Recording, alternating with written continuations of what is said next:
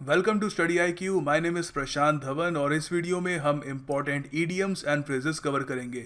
Let's start with the first idiom. देखिए, सबसे पहले इस ईडियम पे नज़र डालिए। यहाँ पर आपको मतलब बताना है हेल्सियन डेज का। जी हाँ, इसको प्रोनाउंस करने का सही तरीका है हेल्सियन डेज। तो आपके हिसाब से सही आंसर क्या होना चाहिए यहाँ पे? देखिए, हेल्सियन डेज का यहाँ पर एग्जैक्ट मीनिंग होगा पीसफुल डेज। ऑलराइट, थोड़ा सा इसको और डिस्कस करते हैं, इस ईडियम को समझते हैं थोड़ा सा। देखिए, हेल्सियन डेज एक बहुत ही खूबसूरत ईडियम है। इसका मतलब सिर्फ शांतिपूर्ण दिन नहीं होता, इसका मतलब होता है खुशहाली और शांति से भरे दिन। बेसिकली शांतिपूर्ण दिन, बट हैप्पी डेज भी हो सकता है। अगर ऑप्शन में हैप्पी डेज लिखा है तो आप उसको भी चूज कर सकते हैं। अच्छा, हेल्सियन डेज क्यों? ये हेल्सियन क्या है? देखिए, प्राचीन ग्रीक माइथोलॉजी में ये एक लेजेंडरी कोई चिड़िया थी। वो मानते थे, ऑफ कोर्स ऐसी चिड़िया असल में नहीं थी।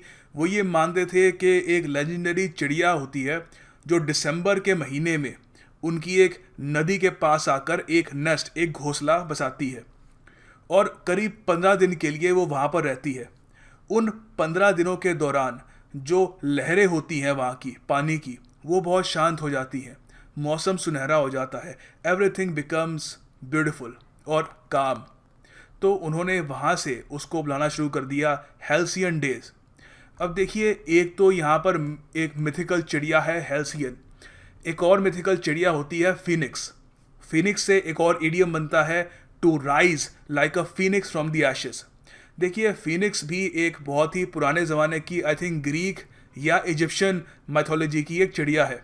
वहाँ पर देखिए क्या होता है कि एक फिनिक्स नाम की एक चिड़िया होती है जो बहुत ज़्यादा इसमें आग निकल रही होती है, इट इज़ बर्निंग। और फिनिक्स इतना ज़्यादा जल रही होती है कि वो अपनी ही आग में जलकर एशेस में बदल जाती है और फिर उसी एशेस में से वो दोबारा उठती है। तो कोई भी इंसान जिसके साथ कुछ बुरा होता है, कुछ फाइनेंशियल लॉस हो गया, उसकी कोई लिम्ब चली गई, टांग हाथ चला गया, कुछ बुरा हुआ उसके साथ, हैवी लॉस हुआ, मगर तब भी वो खड़ा होता है और आगे सक्सेस को पाता है, सक्सेसफुल आदमी बनता है, तो आप कहोगे that person he rose like a phoenix. एक फीनिक्स की तरह एशेस से उठा और ही बिकेम सक्सेसफुल। ठीक है, तो दोनों चिड़िया हैं, दोनों से अलग अलग इडियम्स बनते हैं। ठीक है, आगे देखिए, हेल्सियन डेज से रिलेटेड कुछ सेंटेंसेस भी बना लेते हैं, because sentences are a very good way to understand the essence of idiom, ताकि हम उसको यूज़ कैसे करना है वो भी समझ पाएँ। तो हम एक सेंटेंस ये बना सकते हैं, I recall the halcyon days of childhood. उसके अलावा you can also say the investors had halcyon days in the 1990s when the economy was booming at a rapid pace. जब 1990s में इकोनॉमी बहुत ही तेज़ी से बढ़ रही थी, रिसेशन का टाइम नहीं था, कुछ नहीं था, तो इन्वेस्टर्स जो थे, निवेशकों के क्या चल रहे थे? Halcyon days, peaceful happy days. देखिए, अगला इडियम बहुत ही सुंदर है, it's one of my favourite idioms, once in a blue moon. चलिए ये डिस्कस करते हैं, of course with an MCQ. देखिए, यहाँ पर एक आपके सामने एमसीक्यू है। Once in a blue moon का आपको अर्थ बताना है। एक बार वीडियो पॉज कर लीजिए, फिर इसको अटेम्प्ट करिए। ओके, होपफुली आपने अटेम्प्ट कर लिया होगा। देखिए, once in a blue moon का अर्थ होता है वेरी रेयरली। थोड़ा सा इसको और इन डेप्थ समझते हैं ताकि मेमोराइज करने में भी आसानी हो। देखिए, जैसे अभी अभी हमने डिस्कस किया, once in a blue moon का अर्थ होता है कभी कभी, वेरी रेयरली। मगर मून कहाँ से आ गया और मून ब्लू क्यों होता है, ये इडियम ऐसे क्यों बना? देखिए, स्कैंडिनेवियन देशों में जो नॉर्दर्न देश हैं, खासकर स्वीडन, फिनलैंड, आइसलैंड, वहाँ पर कभी कभी, साल में कभी कभी जो चांद होता है वो नीला दिखता है, but it happens very rarely. कभी कभी होता है, साल में एक दो बार। हमारे और खैर इतना दिखता भी नहीं है, बट तो जब भी वो दिखता है उसी से ही ये ईडियम बनता है कि कोई चीज़ अगर बहुत ही कम होती हो, रेयरली होती हो, तो उसको हम कहते हैं once in a blue moon. जैसे ब्लू मून निकलता है उसी हिसाब से ये चीज़ होती है। तो यहाँ पर दो सेंटेंसेस हैं। We can say once in a blue moon I watch the Discovery Channel, और ये बिल्कुल मेरे पे फिट बैठता है। Earlier I use to watch Discovery Channel a lot, मगर अब आई थिंक हम सब लोग once in a blue moon देखते हैं उसे। आप ये भी कह सकते हो, my brother lives in Australia, I get to meet him once in a blue moon. कभी कभी मिलता हूँ अपने भाई से क्योंकि वो विदेश में रहता है। देखिए, अगला इडियम बहुत सुंदर है, ऑल एट सी। तो आप पहले इसको वीडियो पॉज करके अटेम्प्ट करिए, उसके बाद इसका आपको आंसर बताता हूँ and then we will discuss it. Hopefully आपने अटेम्प्ट कर लिया होगा। देखिए, ऑल एट सी का अर्थ होता है to be puzzled, to be confused. थोड़ा सा इसको और डिस्कस करते हैं ताकि आपको अच्छे से याद हो जाए। देखिए, ऑल एट सी बेसिकली एक काफ़ी इंटरेस्टिंग ईडियम है, मगर इसका जो ओरिजिन हुआ था वो सेलर्स ने किया था। कम से कम हमको यही पता लगता है। इसका कोई पर्टिकुलर हमको जेन्युइन प्रूफ तो नहीं मिलता है कहाँ से इसका ओरिजिन था, मगर कहते हैं कि सेलर्स जब सेल कर रहे होते थे, शिप में होते थे किसी समुद्र या किसी ओशन के बीच में, थोड़ा वो भटक जाते थे, वहाँ पे कंपस काम करना बंद कर देता था और उनको समझ नहीं आ रहा था कि कहाँ जाना है। तो दे यूज टू से वी आर ऑल एट सी, जहाँ भी देखते हैं समुद्र है और हमको पता नहीं कि जाना कहाँ पर है। So it means totally confuse होना और कुछ समझ ना पाना। ठीक है, अब इसका ये भी मतलब हो सकता है एक कंप्लीट स्टेट ऑफ डिसऑर्डर। देखो, कंप्लीट स्टेट ऑफ डिसऑर्डर कब होती है? जब आप कंप्लीटली कंफ्यूज्ड हो, आपके पास इन्फॉर्मेशन की कमी हो और आपको ये ना पता हो कि आगे क्या करना है। That leads to a complete state of disorder. कुछ सेंटेंसेस आपके लिए ताकि आप इसको अच्छे से समझ पाए। You can say I was all at sea when I was suddenly asked for 500 rupees more than the actual price। तो सीधी सी बात है, आप कुछ चीज़ खरीदने के लिए गए, आपने प्राइस टैग लिया, प्राइस टैग देखा है, आपने चीज़ ली और सडनली आपसे 500 रुपये कोई एक्स्ट्रा मांगे। You will be all at sea, आप कंफ्यूज हो जाओगे कि आपको समझ नहीं आएगा ये क्यों हो रहा है। आप ये भी कह सकते हो people were all at sea when the Indian Prime Minister announced the demonetisation drive. तो बिल्कुल जब मोदी जी ने अनाउंस किया कि मित्रों डीमोनेटाइजेशन होगी, तो everyone was all at sea, confused. अच्छा, हम ये भी कह सकते हैं the king was all at sea when his own general turned on him. अच्छा देखिए, टर्न्ड ऑन हिम मतलब कि पहले उसका जनरल उसके साथ खड़ा हुआ था, बाद में उसने उसे धोखा दे दिया, उसको बिट्रे किया। तो अगर मुझे ये कहना है कि मेरे दोस्त ने मुझे धोखा दिया, तो मैं कहूँगा my friend turned on him, मतलब उसने मुझे धोखा दे दिया, मेरे साथ था पहले, अब वो मेरे अगेंस्ट है। ठीक है, सो ऑल एट सी के सारे sentences and with explanation. I am sure आपको ये ईडियम भूलेगा नहीं। देखिए, अगला ईडियम है फेस द म्यूज़िक। इसका देखिए हिंदी में अर्थ होता है कि किए के परिणाम भुगतना। जो भी आपने किया हो उसका क्रिटिसिज्म, आलोचना या पनिशमेंट, दंड जो भी है वो भुगतना, उसको एक्सेप्ट करना। तो ये फेस द म्यूज़िक क्यों? देखिए, इसका ओरिजिन कुछ पक्का तो पता नहीं है कहाँ से आया है, मगर ज़्यादातर लोग ये मानते हैं कि पुराने ज़माने में जब कोर्ट मार्शल होता रहा, खासकर ब्रिटिश आर्मी में, तो ड्रम्स बजाए जाते थे। जब भी किसी आर्मी ऑफिसर ने कोई गलती की होती थी, उसको पनिशमेंट दी जा रही होती थी, तो पीछे ड्रम्स बजाते थे। तो तब से ये ईडियम सा बन गया कि you have made a mistake, now it is time to face the music. आपने गलती करी, आप म्यूज़िक फेस करो। मतलब कि वो जब भी आपको क्रिटिसिज्म हो रहा होगा, आपको दंड दिया जाएगा, तो पीछे म्यूज़िक बज रहा होगा ड्रम्स का। ठीक है, तो वहाँ से ये ईडियम आता है। तो कुछ सेंटेंसेस बनाते हैं इसके ताकि इसकी एसेंस हम और अच्छे से समझ पाएँ। वी कैन से सूनर और later he will have to face the music, he can't keep running away all the time. उसको आज नहीं तो कल जो भी उसने कार्य किए हैं उसका परिणाम उसको भुगतना होगा, हमेशा तो भाग नहीं सकता। आप ये भी कह सकते हो when the project failed because of his miscalculations he fled away rather than facing the music. जब उसकी मिसकैलकुलेशंस की वजह से प्रोजेक्ट फेल हो गया, तो उसने भागना सही समझा और फेस द म्यूजिक, मतलब जो भी उसके क्रिटिसिज्म होना था या उसको दंड मिलना था, उससे वो भाग गया। ठीक है, तो याद रखिएगा फेस द म्यूजिक। देखिए, अगला यहाँ पर इडियम है फाइट शाई ऑफ। तो यहाँ पर आपसे मैं एक सवाल पूछ रहा हूँ, यहाँ पर फाइट शाई ऑफ का अर्थ क्या है? ठीक है, एक बार वीडियो पॉज करके अटेम्प्ट कर लीजिए। ओके, देखिए इसका जो आंसर होगा फाइट शाई ऑफ मतलब किसी को अवॉइड करना। तो यहाँ पर अगर कोई पूछता है वाई डू यू फाइट शाई ऑफ मी, मतलब पूछ रहा है आप मुझे अवॉइड क्यों करते हो। थोड़ा और अच्छे से समझते हैं इसको। देखिए, फाइट शाई ऑफ का अर्थ होता है किसी को अवॉइड करना, जैसे हमने अभी डिस्कस किया था। इसके कुछ सेंटेंसेस बनाते हैं ताकि थोड़ा सा और समझने में आसानी हो। हम यहाँ पर कह सकते हैं even though everyone thought she was beautiful she always fought शाई। अच्छा देखो, हम यहाँ पे पास्ट टेंस की बात कर रहे हैं, तो फाइट शाई क्या बन गया? फॉट शाई ऑफ। ठीक है, तो सब लोग समझते थे कि वो बहुत सुंदर है, मगर तब भी ब्यूटी पैजेंट में वो एंटर करने से वो अवॉइड करती थी ब्यूटी पैजेंट्स को, कि मैं ब्यूटी पैजेंट्स में नहीं जाऊँगी। आप ये भी कह सकते हो आई हैड प्रीवियसली फॉर शाई of this restaurant thinking it's price would be beyond my budget, beyond our budget. तो पहले मैं क्या सोचता रहा कि ये जो खाने की जगह है, रेस्टोरेंट है, वहाँ पर मुझे नहीं जाना चाहिए, इसको अवॉइड करना चाहिए क्योंकि मेन्यू पे बहुत ही ज़्यादा ये मतलब हाई प्राइसेस हैं और मेरे बजट से बाहर है, ठीक है। सो दिस इज़ फाइट शाई ऑफ, मतलब टू अवॉइड। अच्छा, ऑफ लगाना भूलना मत, ठीक है, ये मत करना कि सिर्फ फाइट शाई लगा दो, फाइट शाई ऑफ पूरा आएगा ये, ठीक है। अब देखिए अगला यहाँ पर जो ईडियम है वो है लल बिफोर द स्टॉर्म।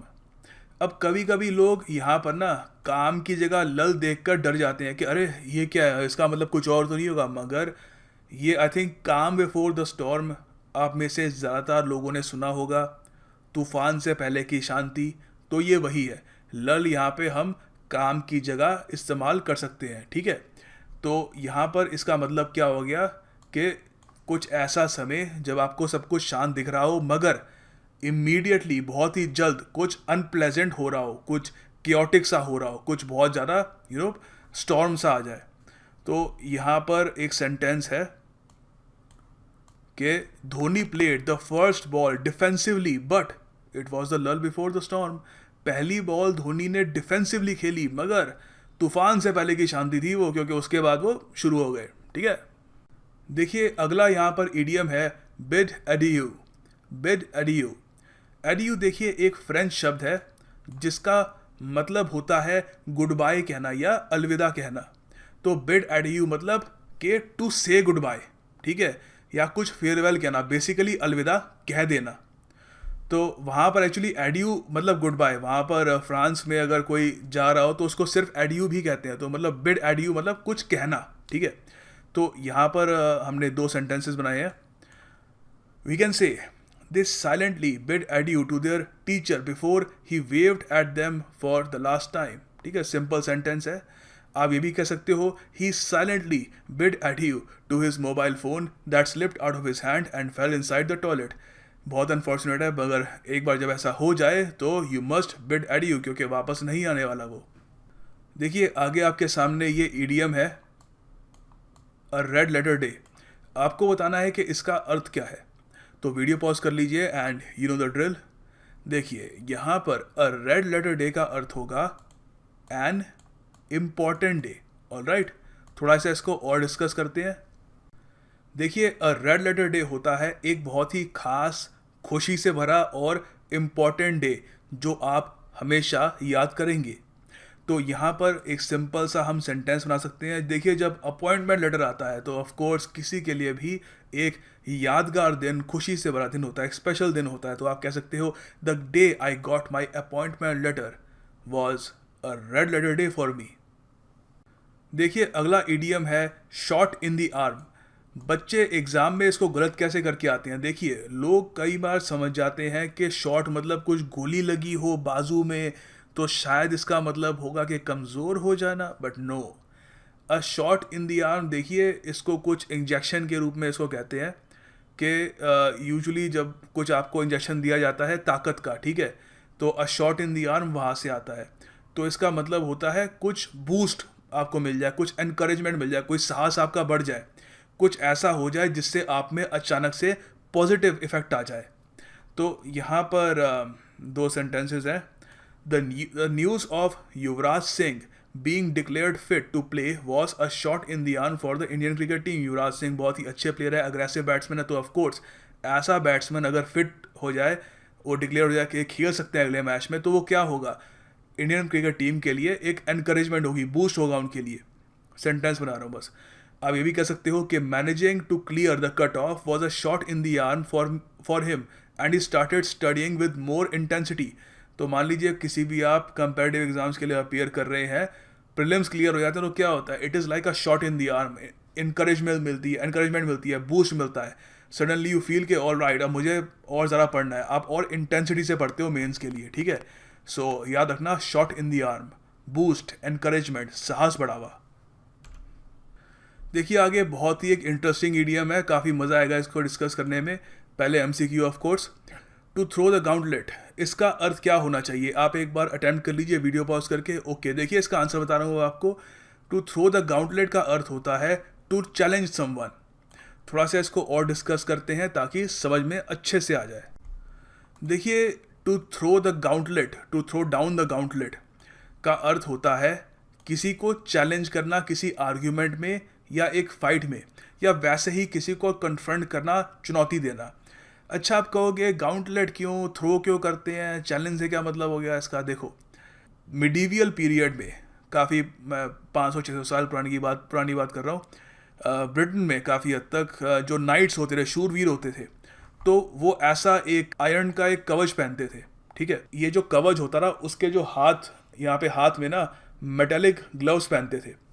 तो ये जो ग्लव्स होते हैं इनको गाउंटलेट कहा जाता है। तो जब भी किसी शूरवीर को किसी और को चैलेंज करना होता था, उसको चुनौती देनी होती थी, तो वो शूरवीर क्या करता था, अपना गाउंटलेट उतार कर नीचे टेबल या ज़मीन पर पटक देता था। तो जैसे ही वो करता था, उसका मतलब कि वो सामने वाले इंसान को चुनौती दे रहा है, चैलेंज दे रहा है। ठीक है, so he threw down the gauntlet. तो यहाँ पर हमने कुछ सेंटेंसेस बनाए हैं। Reliance threw down the gauntlet by decreasing the prices. बिल्कुल उन्होंने चुनौती दे दी वोडाफोन, एयरटेल, सबको, कि हम आपको चुनौती दे रहे हैं। ठीक है, अच्छा, हम ये भी कह सकते हैं कि by scoring 400 runs in the first innings Australia has thrown down the gauntlet. तो सीधी बात है, 400 रन एक बहुत ही अच्छा टोटल होता है। तो उन्होंने क्या किया, उन्होंने चैलेंज किया है कि अब इसको चेस करके दिखाओ। ठीक है, देखिए अगला ईडीएम है टू सेट एट नॉट। काफ़ी इंटरेस्टिंग ईडीएम है। देखिए, इसका अर्थ होता है कि किसी को डिसरिगार्ड करना, उसको डिस्पाइज करते हुए, मतलब किसी को डिफाई कर देना। ठीक है, DEFY। देखो, एक DEFY होता है, मतलब किसी का आदर ना करना, किसी की बात ना मानना। ठीक है, एक होता है DEIFY। ठीक है, वो होता है किसी की पूजा करना। ठीक है, तो यहाँ पे DEFY वाला हम कह रहे हैं। ठीक है, तो बेसिकली रिफ्यूज टू ओबे या टू गो अगेंस्ट। तो यहाँ पर ये जो लड़का है, व्हाट इज़ ही डूइंग, ये उसको डिफाई कर रहा है सामने वाले, इसका जो टीचर है, जो भी उसको पढ़ा रहा है, यहाँ पे हेडफोन लगा के सुन रहा है। ठीक है, तो यहाँ पर एक बहुत ही बढ़िया यहाँ पे एक सेंटेंस है, he set his father's advice at naught. तो उसकी जो फादर की एडवाइस थी, उसने क्या किया, he set his father's advice at naught and suffered a great deal afterwards. देखो, पिताजी की बात नहीं मानोगे तो आगे जाकर सफ़र करोगे ही। ठीक है, सो ये हम सेंटेंस इससे हम यूज़ कर सकते हैं। ये ईडियम याद रखिएगा, it's quite an important idiom, काफ़ी बार एग्जाम में आ चुका है। देखिए, आगे एक बहुत ही ज़्यादा खूबसूरत ईडियम है जिसके बारे में आपको पता होना चाहिए। इसको थोड़ा सा मैं ज़्यादा ही इन डेप्थ आपको समझाऊंगा ताकि आप सारी उम्र कभी भूलो ना, but it will be worth it, so please bear with me. देखिए, एल्बाट्रॉस अराउंड द नेक। ठीक है, इसका अर्थ होता है कोई बोझ हो आप पर। ठीक है, कोई ऐसा बर्डन जो किसी अनफॉर्चुनेट आदमी को ढोना हो। ठीक है, अच्छा, आप कहोगे एल्बाट्रॉस क्यों, गर्दन क्यों, क्या इसका क्या मतलब हो गया, क्यों ऐसे क्यों है? देखो, ये जो ईडियम है ना, एक पोएम से आता है। एक बहुत ही फेमस इंग्लिश पोएट थे सैमुअल टेलर। इन्होंने 1798 में एक बहुत ही महान पोएम लिखी थी, the rime of the ancient mariner. बहुत ही सेलिब्रेटेड पोएम है। इस पे फेमस बैंड्स ने गाने बना रखे हैं, काफ़ी बार नर्सरीज में ये लोग गाते हैं, मगर बड़ी क्रीपी सी पोएम है। आप इसकी थोड़ी कहानी आपको बताऊंगा ईडियम समझाने के लिए, तो आपको समझ में आएगी। देखिए, the rime of the ancient mariner एक पोएम है एक शिप की, जिसमें कुछ सेलर्स जा रहे होते हैं। तो वो लोग एक सर्टन ओशन से गुजर रहे हैं, और उसी वक्त वहाँ पर उनकी शिप एक ऐसे भूतिया से एरिया में आ जाती है जहाँ पर शिप बहुत ही आराम से आगे जा रही होती है। तभी उनमें से एक जो वहाँ पे सेलर होता है, जिसको हम मैरिनियर कहेंगे, उसने अचानक से उसके मन में ख्याल आता है कि एक एल्बाट्रॉस देखिए एक पक्षी होता है, एक सफ़ेद रंग का पक्षी होता है, और ज़्यादातर जो ऑस्ट्रेलिया के आसपास का रीजन होता है वहाँ पे पाया जाता है। वहाँ पर वो एल्बाट्रॉस आसमान में उड़ रहा था। अचानक से उस सेलर को मन करता है, उसने एक क्रॉस एंड बो उठाता है, मतलब तीर कमान उठाता है, और वो एल्बाट्रॉस को मारता है, और तीर सीधा एल्बाट्रॉस के आर पार जाता है, और एल्बाट्रॉस सीधा शिप पर गिर जाता है। तो देखिए, ऑलरेडी वो शिप एक बहुत ही भूतिया एरिया में थी। तो जब भूत देखते हैं कि जिस तरीके से वो सेलर अपनी एंटरटेनमेंट के लिए एक एल्बाट्रॉस को मार देता है, तो भूतों को बहुत गुस्सा आता है कि एक तो हमारे एरिया में, और वो भी ऐसी गुस्ताखी। तो वो फिर कंप्लीटली उस जो शिप को रोक देते हैं और वो शिप आगे नहीं बढ़ पाती। तो फिर क्या होता है कि कुछ समय बाद जो सेलर्स हैं वो उनको भूख लगनी शुरू हो जाती है, कई दिन गुजर जाते हैं, दे स्टार्ट गेटिंग सिक। तो फिर उनको समझ में आ जाता है कि इस आदमी ने जो अल्बाट्रॉस मारा है ना, उसी की वजह से बैड लक, हमें ये अनफॉर्चुनेट सर्कमस्टांसेस झेलने पड़ रहे हैं। तो गुस्से में आके जो एंशिएंट मैरिनियर होता है, जो मैरिनियर जिसने मारा होता है उस अल्बाट्रॉस को, उसे उसकी गर्दन पे वो अल्बाट्रॉस लटका देते हैं उसकी पनिशमेंट के लिए कि तुम्हारी वजह से ऐसे हुआ है।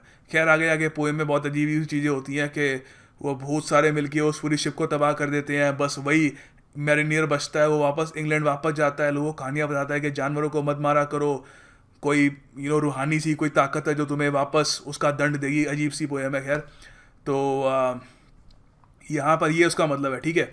तो वहाँ से आता है अल्बाट्रॉस अराउंड द नेक। तो इसके हम सेंटेंस बना सकते हैं, the debt I accumulated over the years is like an albatross around my neck. तो किसी ने उधार ओढ़ लिया हो खूब सारा, तो वो क्या होगा, एक तरीके से उसको लगेगा कि एक अल्बाट्रॉस अराउंड हिज नेक है, एक एनोइंग सा बर्डन, एक बोझ सा, ठीक है। आप ये भी कह सकते हो, is his unsupportive family is like an albatross around his neck. देखिए फैमिली ज़्यादातर सपोर्टिव होती है, मगर कुछ अनफॉर्चुनेट लोग भी होते हैं जिनकी फैमिली इतनी सपोर्टिव नहीं होती, तो फैमिली से आप दूर भाग नहीं सकते, they are going to stay with you. तो एक अनसपोर्टिव फैमिली क्या होगी, it is like an albatross around the neck, एक अनोइंग सा बोझ, एक बर्डन सा हो जाता है, ठीक है। सो मैं आपको कुछ फोटोज़ और दिखा देता हूँ जिससे आपको और मेमोराइज करने में इसको आसानी हो।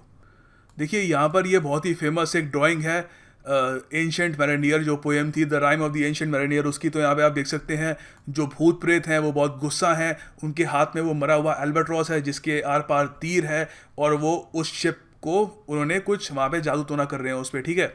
और आपको इंग्लैंड में काफ़ी जो कोस्टल एरिया है वहाँ पर आपको ऐसे स्टैचू दिखेंगे, वहाँ पर एक आदमी खड़ा होगा, उसकी गर्दन में एक रस्सी होगी और रस्सी पे ये अल्बाट्रॉस लटका होगा, ठीक है। तो ये उसी पोएम को कमेमोरेट करने के लिए, बहुत ही फेमस पोएम है वो। और फिर यहाँ पे भी आप देख सकते हैं वो एंशिएंट मैरिनियर जिसकी गर्दन पे अल्बाट्रॉस लटका हुआ है, लाइक अ बर्डन। देखिए अगला ईडियम है WREAK, हैवॉक। अब आप कहोगे आपने स्पेलिंग क्यों बोली। देखो यहाँ पर जो रैक है ना, इसका मतलब होगा कुछ कॉज करना, कुछ इन्फ्लिक्ट करना, कुछ अनलीश करना, कुछ ब्रिंग अबाउट करना, मतलब कुछ बरपाना, एक तरीके से लाना हो किसी चीज़ को। एक और वर्ड होता है WRECK, उसका मतलब कुछ और होता है। लोग कभी कभी इस ईडियम में ना लिख देते हैं WRECK हैवॉक, वो गलत है। क्योंकि देखिए WRECK का मतलब ही ये डिस्ट्रक्शन या कुछ क्योस होता है। तो देखिए हैवॉक का मतलब होता है डिस्ट्रक्शन, डेवस्टेशन, क्योस, डिस्ट्रप्शन। तो मैं यहाँ पर WREAK की जगह CK वाला लगा दूँ, रैक, तो मतलब डिस्ट्रक्शन, डिस्ट्रक्शन, कोई ईडियम ही नहीं बना। मैं आपको वो वाला भी रैक अभी दिखाऊंगा, मगर अभी के लिए समझा रहा हूँ इस ईडियम की स्पेलिंग हमेशा याद रखना, ठीक है। तो कई लोग वहाँ पे स्पेलिंग में गड़बड़ी कर देते हैं और वहाँ पे मार खा जाते हैं, ठीक है। तो रैक हैवॉक मतलब डिस्ट्रक्शन या डैमेज, बरपाना, लाना, उसको अनलीश कर देना। सेंटेंसेस क्या बनाएंगे हम इसके, we can say the elephants wreaked havoc in Kerala last week। उसके अलावा हम ये भी कह सकते हैं the terrorists can wreak havoc in our cities if we don't improve our intelligence network। अगर हम अपना इंटेलिजेंस नेटवर्क इम्प्रूव नहीं करते तो टेररिस्ट क्या करेंगे, दे विल wreak havoc, तबाही मचा देंगे, डिस्ट्रक्शन मचा देंगे, दे विल कॉज chaos, ठीक है। सो अब एक बार WRECK डिस्कस करते हैं। देखिए WRECK क्या होता है, इसका मतलब भी यही होता है कुछ डिमोलिश कर देना, इतना डिमोलिश कर देना कि वो रिपेयर भी ना हो सके, बिल्कुल ही ख़राब कर देना, ठीक है। बिल्कुल डिमोलिश कर देना, क्रैश कर देना, स्मैश कर देना, रुइन कर देना, डैमेज बियॉन्ड रिपेयर, ठीक है। तो सीधी सी बात है, अगर मैं यहाँ पे लिख दूँ WRECK हैवॉक, तो उसका मतलब तो यही हो गया ना, तबाही तबाही, कोई ईडियम तो बना नहीं। तो वो ध्यान रखना, A और C दोनों में डिफरेंस है, ठीक है। तो यहाँ पर WRECK वाला जो है रैक, उसके दो सेंटेंसेस हैं हमारे पास। About 2 hours ago I crashed and totally wrecked my car. Completely उसको ऐसा डिस्ट्रॉय कर दिया, डैमेज कर दिया, डिमोलिश कर दिया कि अब ठीक भी नहीं होगी। अब ये भी कह सकते हो the bomb blast wrecked many cars and buses। Alright, तो जब बॉम्ब ब्लास्ट होगा तो क्या होगा, बिल्कुल दे विल गेट डिमोलिश, खराब हो जाएंगी कार्स एंड बसेस, ठीक है। देखिए आपके लिए यहाँ पर एक ईडियम है टेक हार्ट। आपको इसका अर्थ बताना है। तो आपके सामने ऑप्शन है to feel encouraged, to feel sad, to fall in love, to steal someone's heart.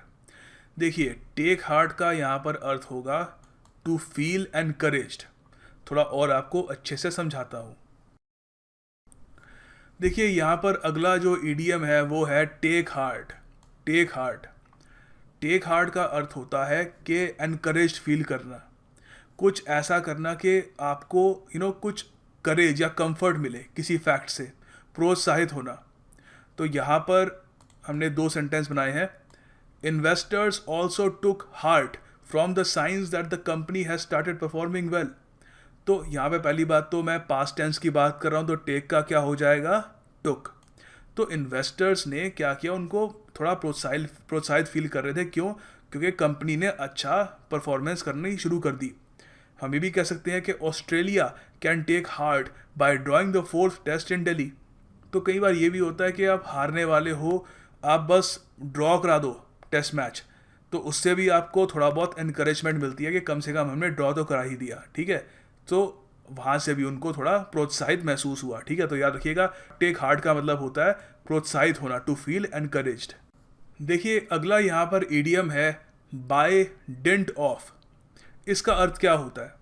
देखिए इसका अर्थ होता है कि जब आपको कुछ मिले किसी फोर्स से या किसी, एक्चुअली देखो पहली बात, डेंट का अपने आप में मतलब होता है फोर्स। हालांकि इस वर्ड को फोर्स के लिए कभी यूज़ किया जाता नहीं है, ठीक है। फोर्स का ना सिनोनिम है, और इस ईडियम को इंग्लिश भाषा में इस ईडियम के सिवाय, इस वर्ड को इस ईडियम के सिवाय कहीं और यूज़ करते भी नहीं है, ठीक है।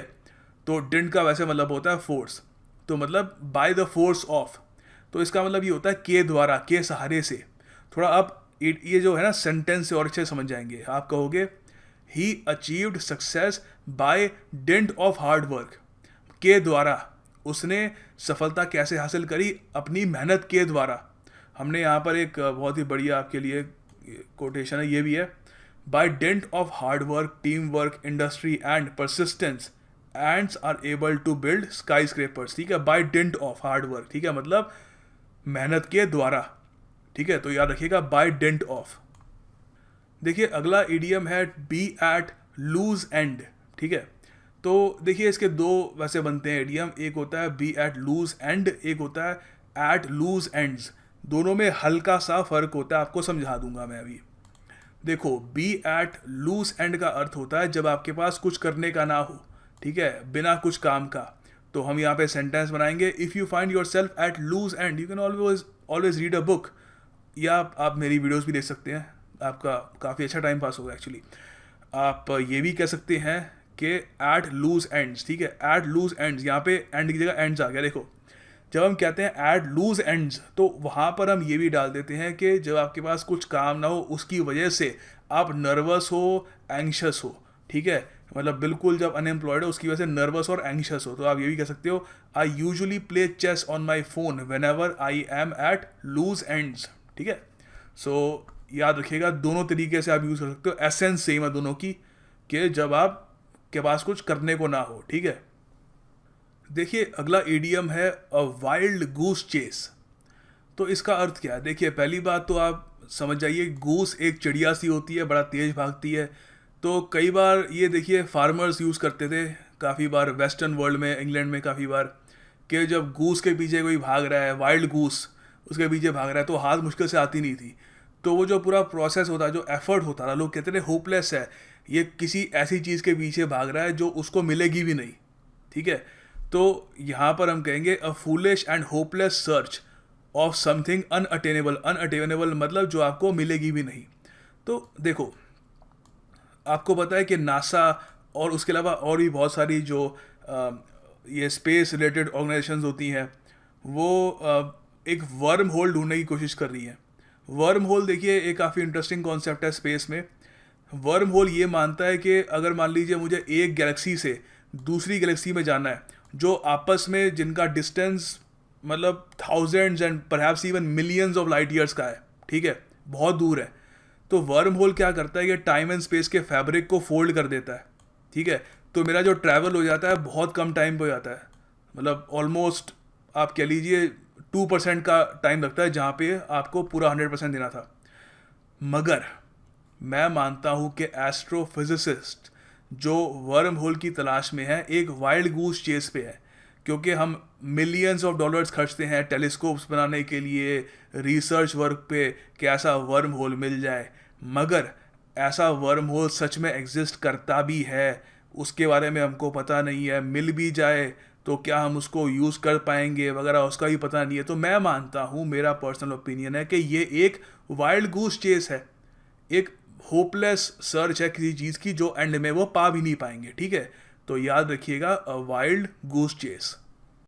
देखिए अगला ईडीएम है on the skids. On the skids इसका अर्थ होता है कि जब आप कुछ ऐसी मुश्किलें फेस कर रहे हो जहाँ पर आपका फेल होना ऑलमोस्ट तय है। इसका मतलब ये भी हो सकता है कि बिल्कुल काबू से बाहर होना और ऑलमोस्ट 100% फेल ही होना हो, मतलब बर्बाद ही होना हो। तो इसका देखिए, एक तो होता है ऑन द स्किड्स, इसका एक और एक वेरिएंट होता है hit the skid. Hit the skids, जब हिट द स्किड्स आता है मतलब कि कुछ क्रम्बल कर रहा है, कुछ कोलैप्स कर रहा है, कुछ फेल कर रहा है, कुछ डिटीरियोरेट कर रहा है, ठीक है, सड़ रहा है ऑलमोस्ट। तो यहाँ पर कुछ सेंटेंसेज हैं आपके लिए। यहाँ पे देयर आएगा। There are signs of the Japanese economy hitting the skids. तो काफ़ी साइंस है कि जापानीज इकोनॉमी है वो अब धीरे धीरे आने वाले टाइम में फेल हो ही जाएगी। आप ये भी कह सकते हो their marriage seems to be on the skids. तो शादी भी देखिए ये रिलेशनशिप्स के लिए काफ़ी यूज़ होता है। जब लग रहा हो कि झगड़ा काफ़ी हो रहा हो कपल में, तो लोग कहते हैं कि their marriages on the skids, मतलब बिल्कुल फेल होने के कगार पे है। आप ये भी कह सकते हो after the debacle his career is on the skids. तो हो सकता है कि उसने कंपनी में कुछ गड़बड़ कर दी हो, उसकी वजह से अब उसका करियर क्या है, फेल होने की कगार पे है, क्रम्बल होने की, कोलैप्स होने की कगार पे है। देखिए अगला ईडीएम है put a spoke in a wheel.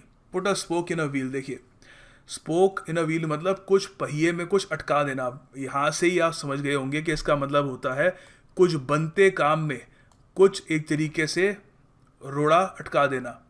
तो हम यहाँ पे कह सकते हैं to make it difficult for someone to achieve something they had plan to do, या कुछ ऑब्स्ट्रक्ट करना, ठीक है, एक तरीके से बाधा बन जाना। तो यहाँ पे दो सेंटेंसेस बनाए हैं हमने। I told my brother he can't have a party in our house that put a spoke in his wheel. तो जब मैंने अपने भाई को बताया कि वो पार्टी घर में नहीं कर सकता, तो उसकी जो प्लान्स थे उस पर क्या लग गया, एक रोड़ा अटक गया।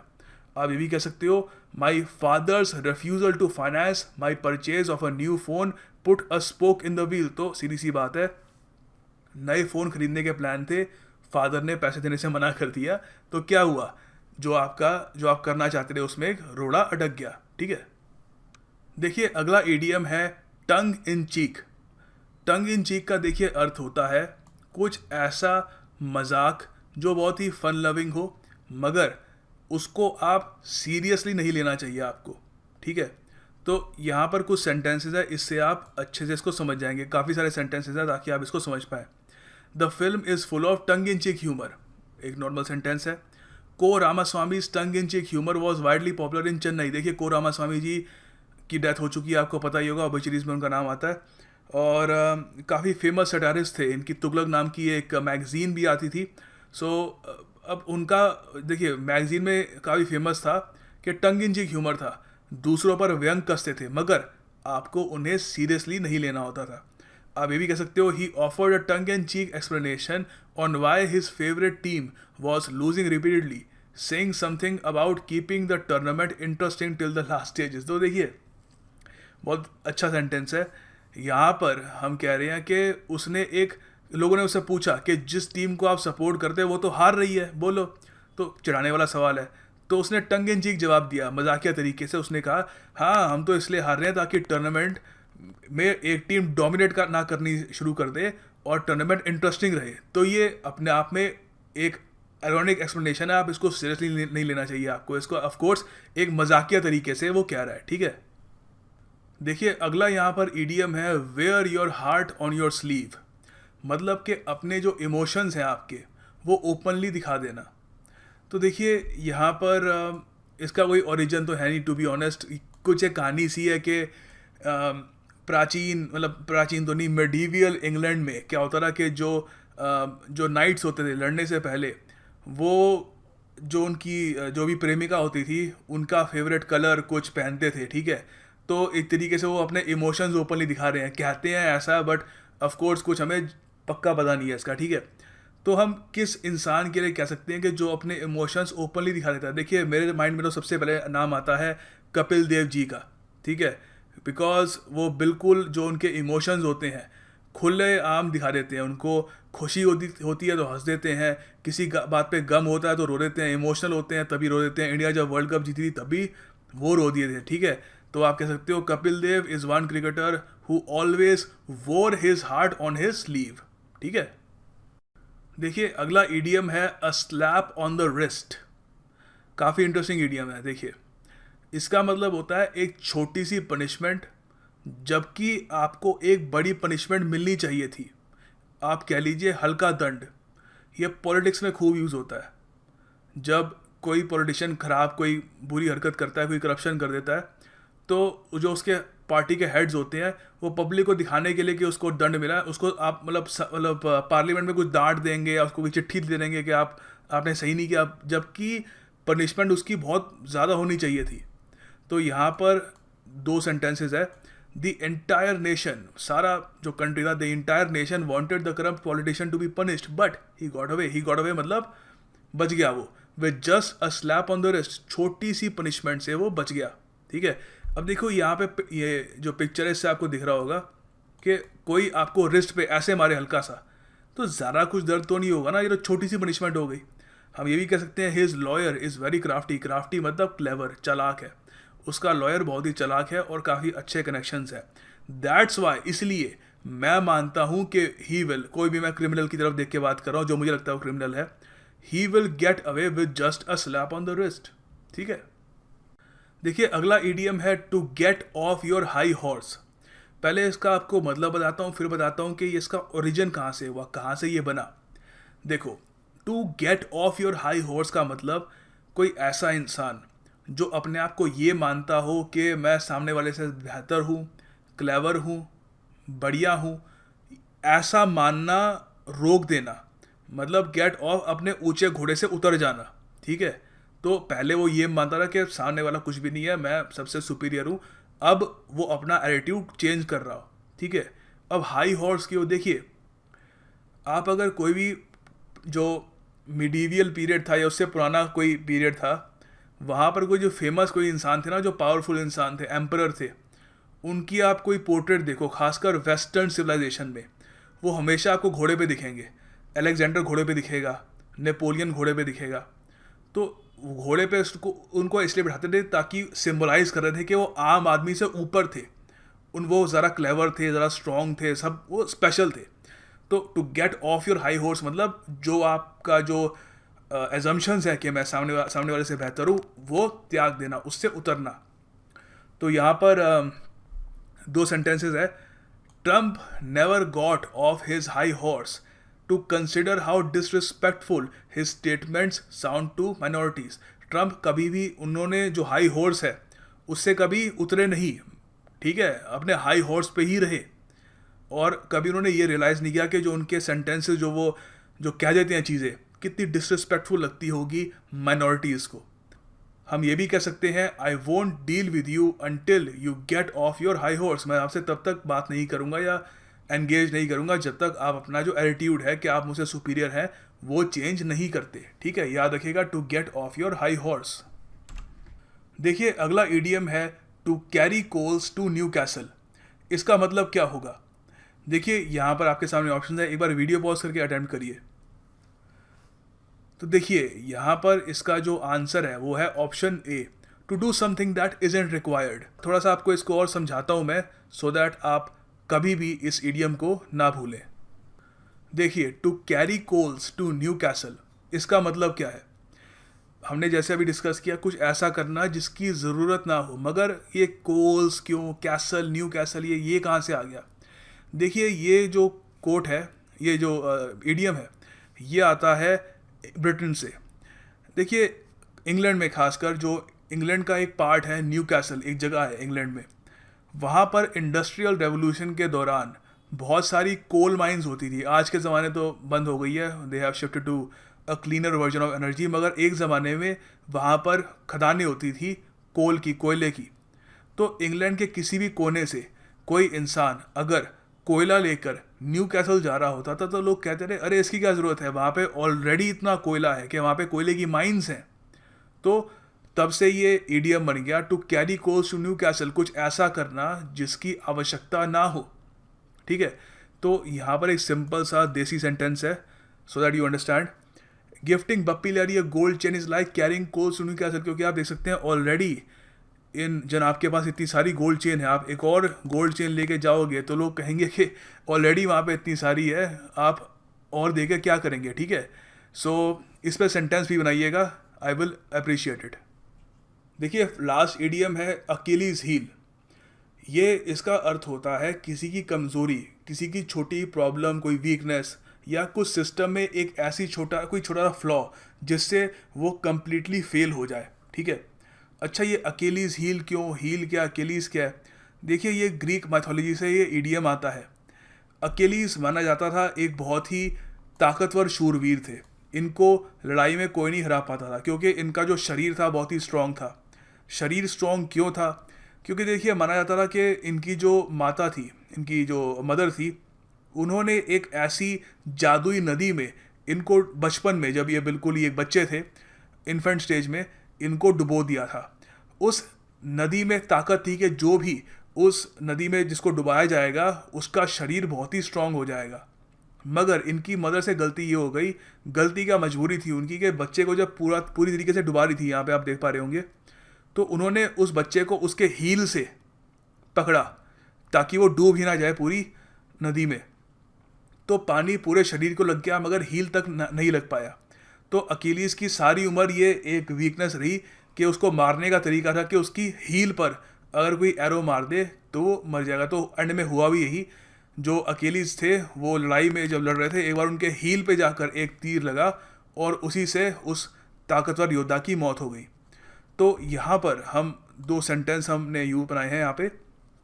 It seems to me that we have come to accept death on earth as part of the human flaw as our Achilles heel. तो देखिए इंसान मरता है, ये हमारी ऐसे एक कमज़ोरी है जो हम उसको ठीक नहीं कर सकते, कि एक सडन टाइम पे चाहे जितने भी हम अमीर हो, जितने भी हम नॉलेजेबल हो, वी डाई।